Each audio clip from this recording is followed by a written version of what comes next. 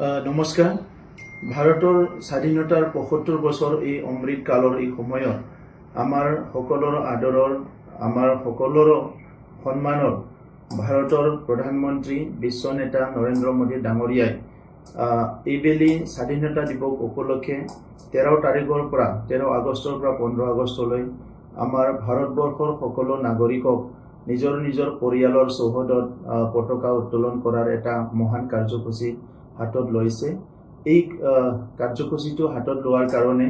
আমাক নিজৰ নিজৰ পৰিয়ালত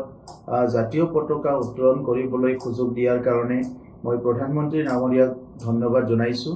আৰু বড়োলেণ্ডবাসী সকলো ব্যক্তিকে মই অনুৰোধ কৰিছোঁ যে আমাক প্ৰথমবাৰ ইমান এটা ডাঙৰ সুযোগ দিছে। এই সন্মানটো আমি ৰাখি পেলাই আমি সকলো নিজৰ চৌহদত নিজৰ মানে প্ৰেমিসেছত এটা জাতীয় পতাকা উত্তোলন কৰিব লাগে আৰু এই কাৰ্যসূচীটো যাতে সফলভাৱে ৰূপায়ণ কৰে মই সকলোলৈ মই আহ্বান জনাইছোঁ আৰু এই কাৰ্যসূচীটো ভালকৈ ৰূপায়ণ কৰি আমাৰ দেশৰ প্ৰতি আমাৰ যিটো শ্ৰদ্ধা এইটো সকলো